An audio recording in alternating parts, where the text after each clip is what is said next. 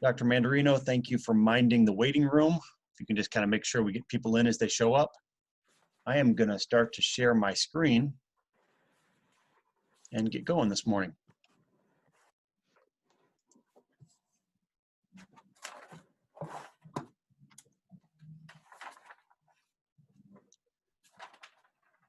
All right, Dr. Mandarino, I can see you on my screen. Give me a thumbs up if you can see my slides. Thank you very much.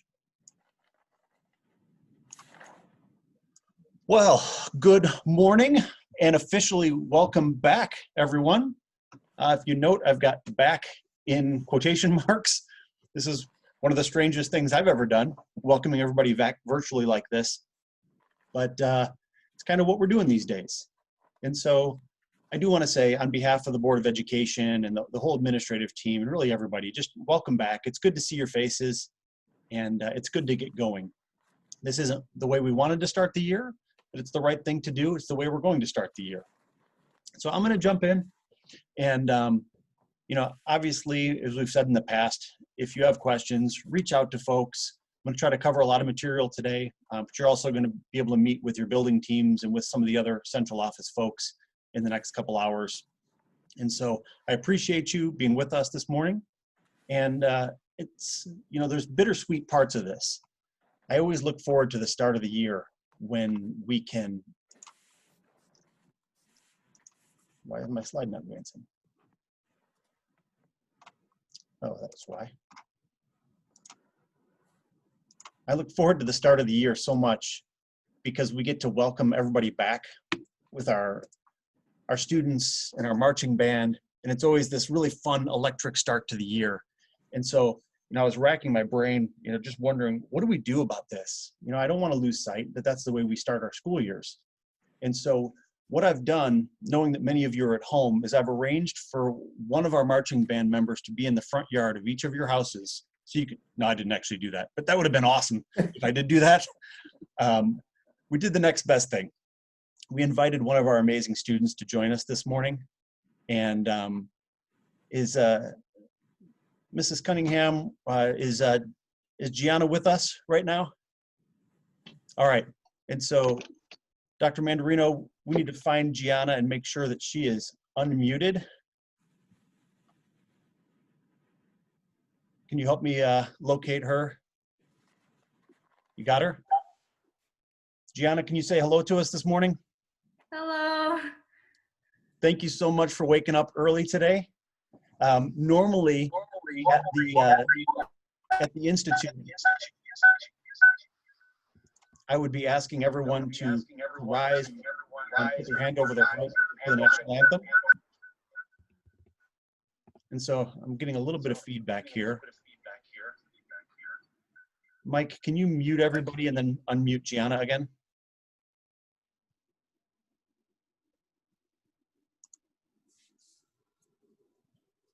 All right, Gianna, let's try that again. How are you sounding? Hello. Perfect. So wherever you are right now, at your homes, in school, around, I'm going to ask you to stand and join Gianna in the singing of our national anthem.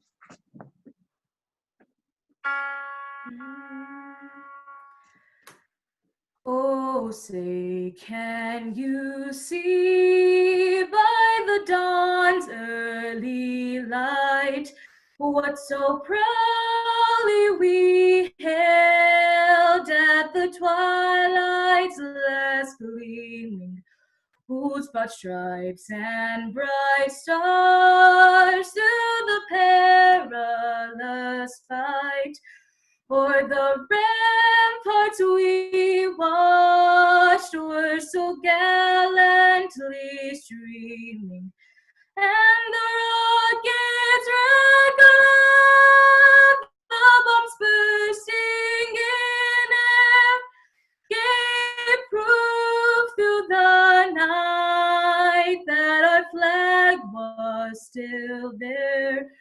Oh, say does that star-spangled banner yet wave o'er the land of the free and the home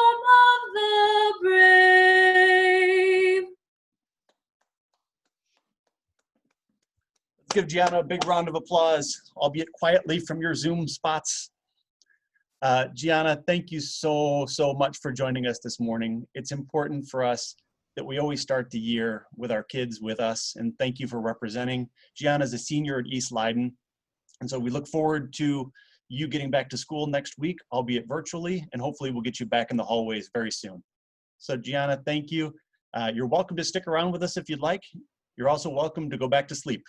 And please tell your family sorry for waking them up this morning. Take care. All right, and thank you, Brian Miller and Stacy Cunningham, for helping make that happen this morning. This is a time of year where we have traditional things that always happen. And one of the things we do is we introduce all the new staff members to you. I decided I'm not going to do that this morning. I'm going to let the buildings handle that in your building meetings later on today. So you're going to get to meet all the new faces and all the new people and parts of the Leyden family when you're with your building teams.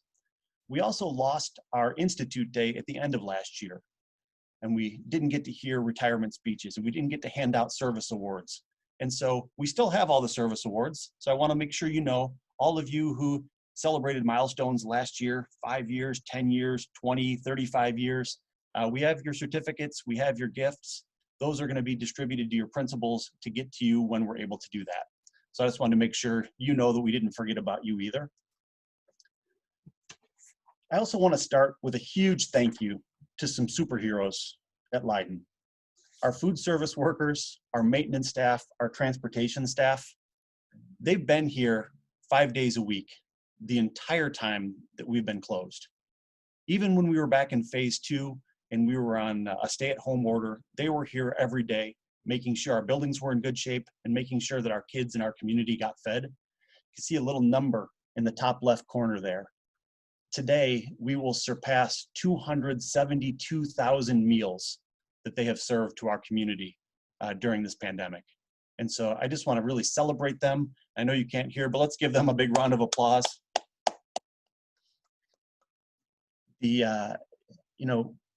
When you think about the maintenance staff, they've been making sure the building was ready for whatever reality was going to come about. And as you've seen, that reality has shifted a number of times over the summer. But we've been working on all kinds of communications, and I want to say thanks to our Director of Communications, Cindy Moreno, who has put together a lot of graphics and pushed stuff out to families and to kids and to you to understand what we're doing, how we're operating, what protocols are in place. And so it's just been a constant stream of communication, making sure that people know what's going on and what to expect. In terms of maintenance and preparations, I shared this slide with you once before, but I thought it was worth going through again. We brought in our indoor air quality consultant, the same company we've been working with as we've been trying to mitigate outside allergens coming into the building. The strange thing is, as we've been trying to limit allergens, we always want to keep the outside air outside. And now in the era of COVID-19, we want to bring in as much outside air as we can to mitigate the virus. And so we're working closely with them to strike that balance of the two. We've been working with the Illinois Department of Public Health to make sure all of our cleaning supplies are approved to mitigate risk.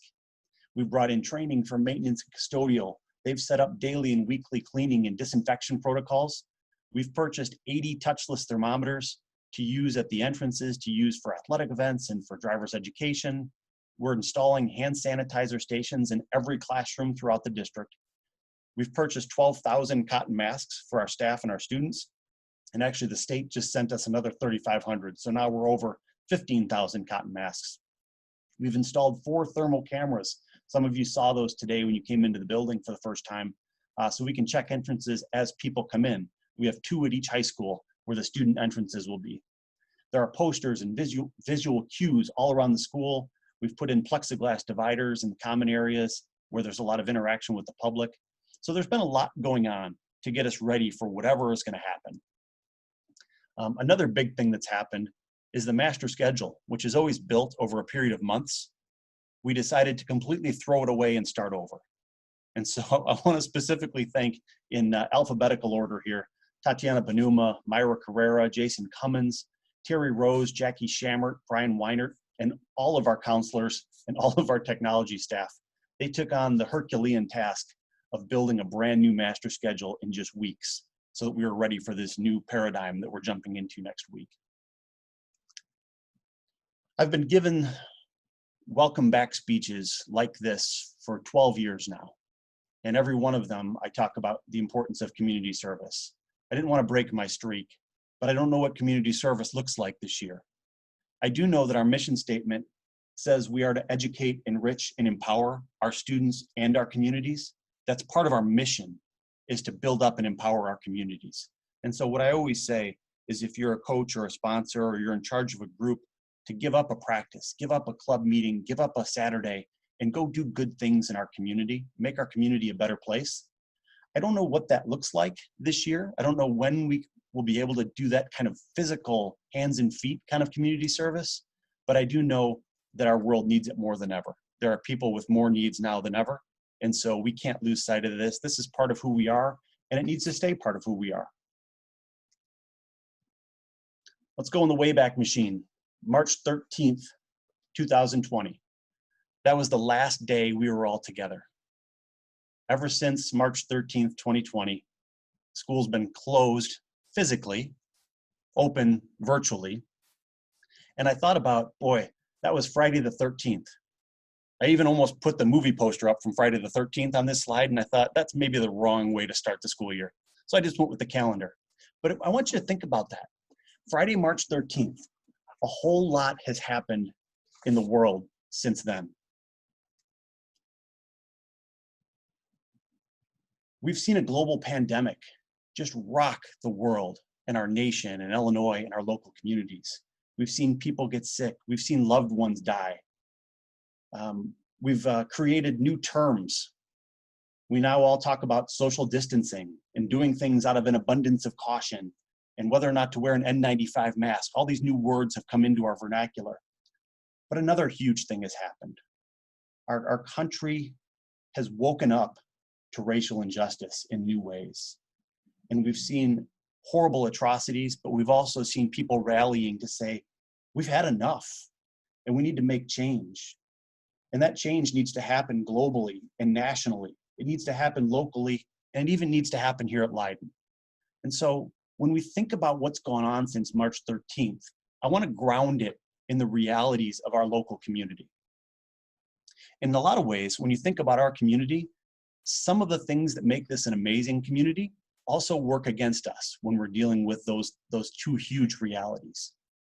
We are a wonderfully diverse school community, and that means that our kids get to grow up in an educational environment where it mirrors the real world. Leyden is a microcosm of the world for our kids. That also means that our kids and our families have been victims of racism. They've experienced these things firsthand. And so they have these equity stories within them. That also means they have trauma and those experiences that we need to be mindful of, and we need to be here and help them walk through. We have these amazing multi-generational households, very close-knit families. And so our kids grow up really knowing their parents and their siblings, but also their cousins and aunts and uncles and grandparents. But in the time of a pandemic, we need to be mindful that we can't be sending kids home with the virus and potentially impacting those folks that live in their household with them. Now, this is not a positive, but we need to be aware that the poverty rate in our community is high. And so when you think of the potential of people getting sick, we know a lot of our families don't have access to health care. And so the prospect of someone ending up on a ventilator could bankrupt a family. And so that's another consideration for us just to be mindful of. We have a community that partners with us and really trusts us. And with that comes responsibility. If we said, hey, Leyden community, send your kids back to school, by and large, I think they would. And in this case, when we said, you know what, we're going to start remotely, they are doing that. And we're not getting the public outcry you're seeing in neighboring communities. Probably some of the places you live, you've seen this play out with pickets, with letter writing campaigns and threats and board meetings that are ridiculous. We don't have that at Leyden. But that also means we have great responsibility to make the right decisions because they trust us. We have amazingly hardworking families. And so that means, Leyden has been called a blue collar community by some folks. That means that our parents and many of our students have been essential workers this whole time. And we need to understand the realities of what that means as it plays into these larger problems. So last year, we talked about the golden circle. I showed you a video from Simon Sinek, and he specifically went through a very simple mindset of starting with the why. We need to know why we do what we do, because that informs how we do it. And ultimately, it informs what we do every day. Let me say that again. We have to understand our why, because our why informs how we do things. And ultimately, that defines what we do every single day. Very simple mindset. But when we looked at this last year, we mapped it to our district commitments. And we said at Leyden, our why is working towards equity and justice, right? We're not there, we're working toward it. That's our why. That's why we do what we do. So what do? We help kids explore and plan for post-secondary options. Our goal as large comprehensive high schools is to launch kids out of here on the very best trajectory we can so that they're successful in whatever comes after Leyden. And how do we do that? We provide them with relevant and authentic experiences to help them become confident problem solvers. So we work toward equity and justice by exploring and planning for post-secondary options. We do that by giving them relevant and authentic experiences to help them become confident problem solvers in the world. So that's our how, our what, and our why. I want to spend the bulk of my time with you today really focusing more on that why, that idea of working toward equity and justice. So I'm going to bring you back to Simon Sinek. We saw him talk about this framework last year.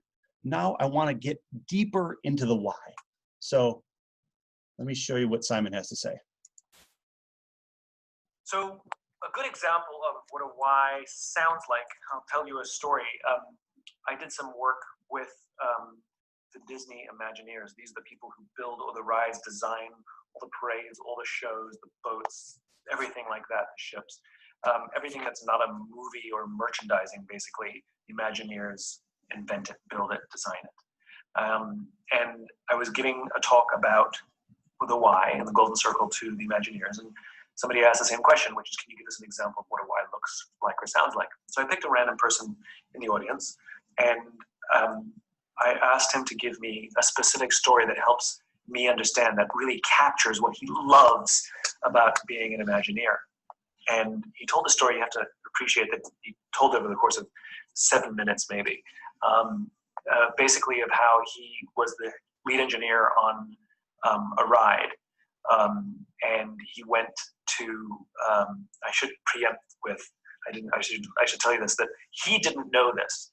And I found out later that his nickname at the office was Ice Chips, because he was cold and everything. He's an engineer, so everything was exact and just sort of not the most emotional guy. So they called him Ice Chips. This was his nickname behind his back. Anyway, so I called on Ice Chips by accident, and he told the story of how they would design. There was a new ride that was opening that he was the lead engineer, and he saw a guy in a wheelchair and his daughter heading towards the ride to try it out for the first time. And one of the things that occurred to him was that anywhere else in the world, people see a guy in a wheelchair with his daughter. Only at Disneyland, the only thing people see is a father and his daughter going to Disneyland. And he says that's what it means to him to work for this organization, that it's about parents and children and family and brothers and sisters and boyfriends and girlfriends and husbands and wives and every combination of family that we can come up with. And that's all there is, just those relationships. And that's why everything was so exact to him. And in an instant, we're all crying, and it was a beautiful story, but in an instant, everybody understood why he was always so hard about everything, because to him, those are the stakes. But they had to make things that made people feel that they were just a father and the daughter, that nothing else mattered. Yeah, it was pretty amazing. It was pretty amazing, and it gave everybody context. Everybody fell in love with him that day. So I want you to process that a little bit. This Imagineer at Disney has this compelling why, that everyone experiences Disney, regardless of whatever their situation is. So that particular case, that wasn't a dad in a wheelchair. That was a dad and his daughter. And his why was to build rides and experiences that account for everything that somebody can bring with them. So they get to experience it in the same way. I hope you can make the easy leap from that to our why of working toward equity and justice in our high schools. Like, wouldn't it be amazing if we didn't see kids and put labels on them? That's not a kid in a wheelchair at Leyden. That's a Leyden Eagle. That's not an EL. That's a Leyden Eagle. That's not, we don't see kids through the racial lens. Now, I don't want to misstate this and think that we're not aware of those things. We need to build a system that accounts for all those things. In special education, we talk about free and appropriate education. We talk about making sure that we tear down barriers and make things accessible. I happened to notice they built 2 new bathrooms right across the hall from us here. And in there, there's a whole bunch of bars on the wall. You know, and for one person might look at it and say, well, why are there all those extra bars there? Well, those are so that someone in a wheelchair can access and use the facilities in the same way. They shouldn't have to think, oh, this is different because. No, we plan for that. We plan for equity and justice. And so we want to make sure that the Leyden experience is a high quality experience for everyone, no matter what situations they bring to the table. That's a really cool why. And so think about yourself. Think about yourself. If you were being interviewed on the morning news and they said, why did you pursue a career in education? Why did you decide to work in schools? What do you like about driving a bus? Why do you really enjoy being a one-on-one aide for a student? And you had a chance to talk through your why. I'm going to guess that almost everyone listening right now would give a pretty similar answer about your passion for kids.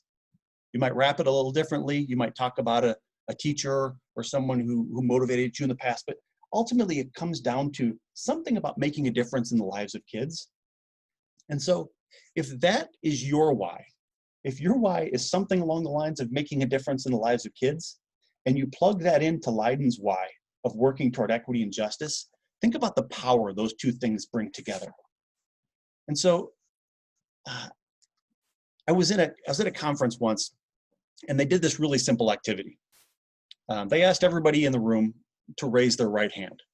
And I've got your pictures on my screen right now, so I'm going to make you do this as well, and I can double check to make sure. So I want you to raise your right hand. Leave it up there. I want you to, Jeremy Jackson, raise it higher. I want you to raise your hand as high as you can. Right? Raise your right hand as high as you can. All right? Now that it's up there and you raised it as high as you can, I want you to raise it a little higher. Wait a minute, now raise it a little higher. All right, so what's the deal with that? I asked you to raise your hand as high as you could, and you put it up there, and you didn't even realize at that point that there was a little more to give. And even beyond that, there was a little bit more to give. Everybody, we're all capable of more than we think we're capable of. We're heading into this really crazy start of a school year. And I want you to know that. I want you to know that you're capable of so much. And we've already seen it. You already did this last year. So I don't want to be disrespectful. You already had to reach that little bit extra last year to figure out how to close out the year. But this year, we're starting with kids that we haven't met yet. Whether they're new to your class or they're new to Leyden entirely, this is going to take a whole different approach. It's going to take that little extra reach in order for us to make this happen, because we are not going to let kids fall through the cracks. I've told you, we're going to be actively doing home visits and knocking on doors for kids that don't show up. You're going to be in charge of teaching and working with the kids that are in front of you, and we're going to be going to find those lost puppies, and we're going to be bringing them back to the best degree we can. And so this isn't a new idea at Leyden, by the way. Those of you that have been around a while, this is only my 8th year. Those of you that are here before me, Kathy Robbins used to call this something different. She used to call it that extra degree to get us to 212 to boil the water, right? So whether you want to think about it as that little extra reach, or you want to think about it as that extra degree, we're going to need that this year. And in order to make that happen, I want to give you some permissions. Here's some things that I'm saying up front as I record this I give you permission to start with relationships and start with mental health. But Nick, we have so much content to cover. We got to get going. No, start with relationships, start with mental health. We don't know what these kids are bringing to the table with them. There may have been job insecurities and food insecurities and abuse, and we don't know what's happened over the last 5 months with them. Start with relationships, start with mental health. You have my permission to focus on fewer standards. But no, we have to cover all the content in the curriculum. No, pare it down. Find the most important things and go deeper, not wider on the content. We've already eliminated final exams. You don't have to worry about those tests sitting at the end, right? Go deeper, not wider. You have my permission to innovate and focus on authenticity and relevancy to the best degree you can in this remote setting. You have my permission to focus on post-secondary success. How are we going to help kids prepare for college in this unique situation, for jobs, for whatever comes next? You have my permission to try new things and to fail gloriously. Nobody's looking over your shoulder. Nobody's going to slap you on the wrist. You also have my permission, though, to reflect upon that and then go try other new things. And listen to this. You have my permission to take care of your own mental health and well-being. We met with all of our guest teachers yesterday. If you need that, we have substitutes ready to plug in, even in this virtual environment. The year 2020 so far has been throwing lemon after lemon at us. You have my permission to catch them and make lemonade to the best degree possible. Back to equity. Some of the things that we've been doing here at Leyden, and this is not an exhaustive list by any stretch, but you saw the official message we put out in August. And in that, we talked about some really specific things we were committing to do. Our equity and justice leadership team, Dr. Mandarino is going to talk about them a little bit more in his session, but they've been breaking down our discipline and our academic data to really understand the Leyden experience for all of our students. We're leading the school board through a process of developing a district-wide equity statement. And I'm going to talk about that in a little bit, slide or two later. On September 3rd, all of our administrators and department chairs are getting training on equity and implicit anti-bias, but we're also doing that training for all. We've already done that for most of our support staff. We're going to keep going with that. We're building our own equity and justice framework to use as we review our curriculum. And we're partnering with folks over at Northern Illinois University to help run focus groups with our students of color and our staff of color to understand the Leyden experience through every lens. And I want to be clear, and I've said this before, but working toward equity and justice is never a box that we check. We don't get to say, okay, equity's over, let's move on to the next thing. This is an always thing. This is work that doesn't end. So I mentioned the school board, and I think it's important that this work start at the top. We gave them an article from the Illinois Association of School Boards called 10 Ways School Boards Can Champion Racial Equity. But as you hear these, hopefully some of these will echo in your head too, as responsibilities we all have. We need a strong commitment to equity. We need to adopt a statement, and we're working on that right now. We need to be mindful of our district's demographics, but personally, each of us has to engage in a personal journey on this.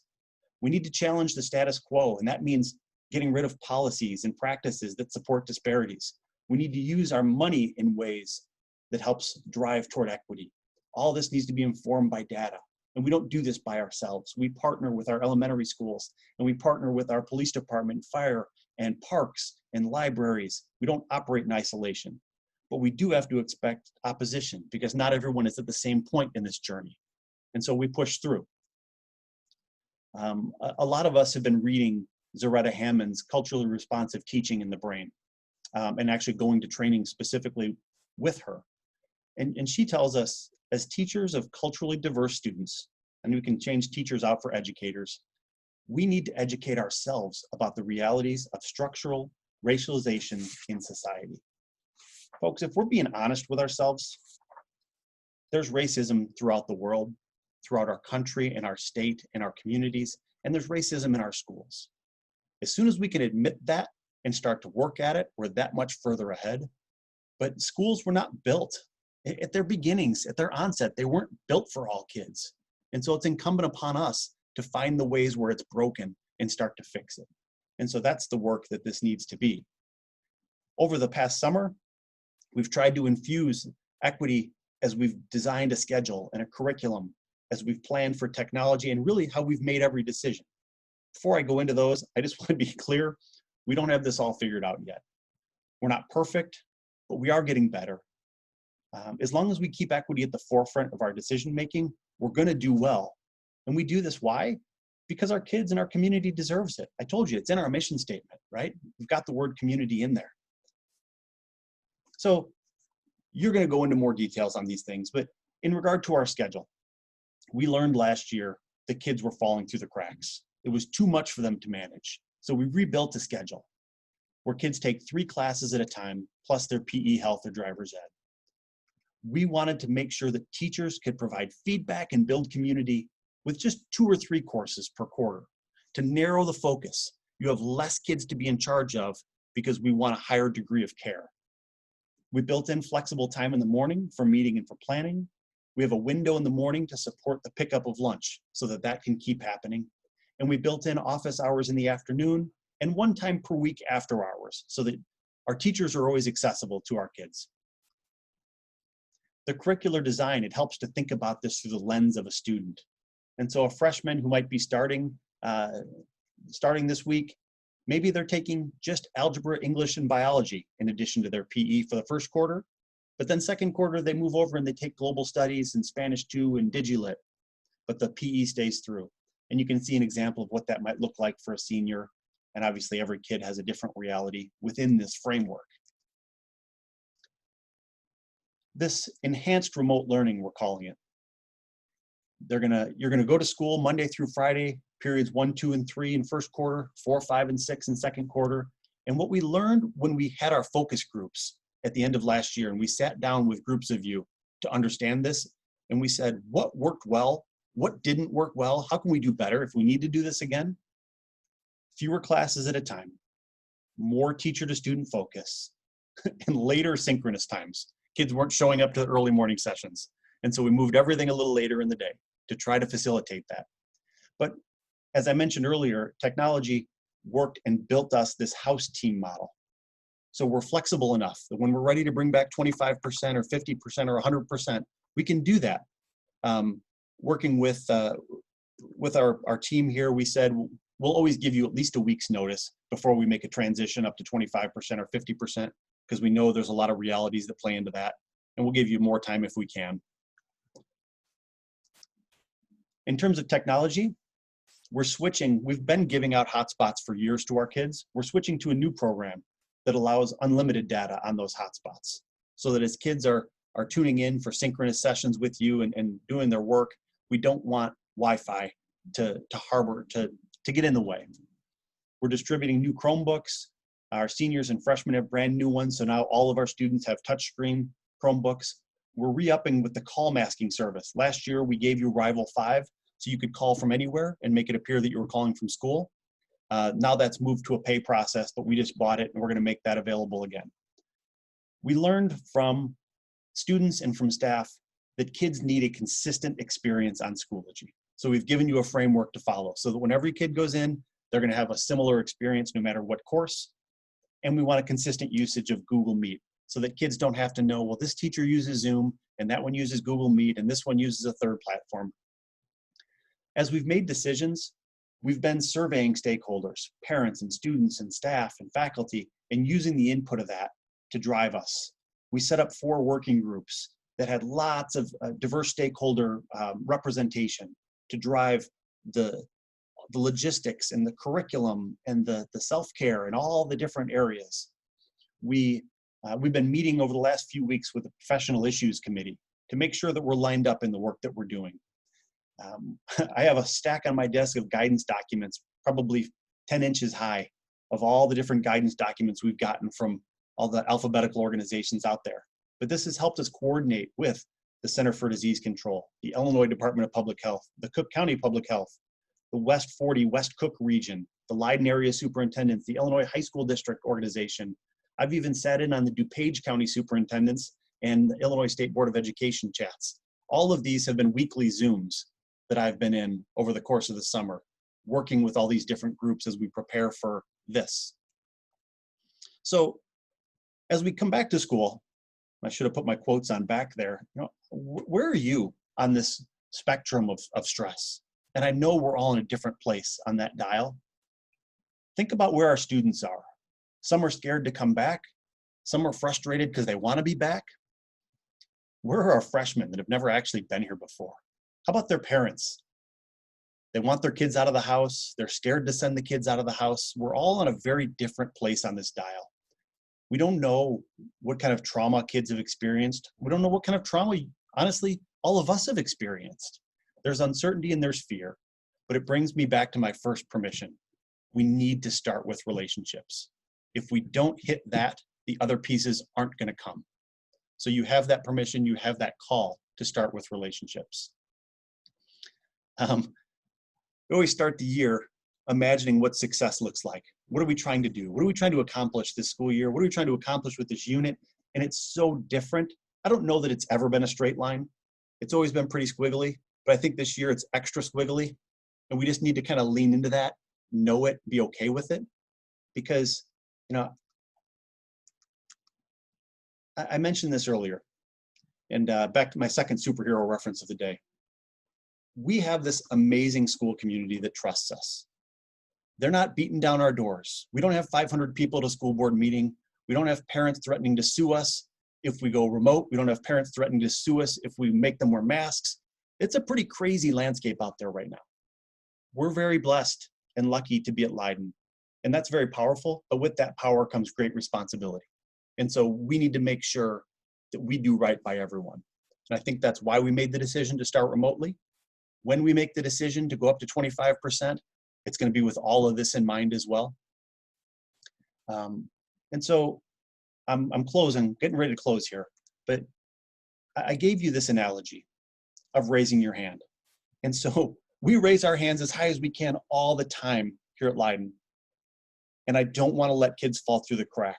And so I'm asking you for that little extra reach, that one that you didn't maybe even know was there. I'm asking for that extra degree, but I'm also asking you to reach out a hand, right? If you need help, reach out to someone, whether it's a mental health concern, whether it's a technology concern, a curricular concern, we're here together. Even though we may be in our households and some of us in our offices and all over the place, we're still the Leyden family. So reach out if you need help, because when you do that, somebody else is going to extend a hand to you. And so we're here to help each other. We're here to educate, to enrich, and to empower our students and our communities, and we do this work together. And so with that, I just want to say, welcome back. It's so nice to see your faces. I wish we were together in person, and I hope that we will be together in person very soon. But if I'm going to go into a crazy experience like this school year in 2020, 2021, there is no better group of professionals, individuals, and people that I would rather do that with than all of you. So don't be shy. Reach out if you need anything. But welcome back, and good luck with the rest of your meetings and all of your work over the next few days. Thanks, everyone.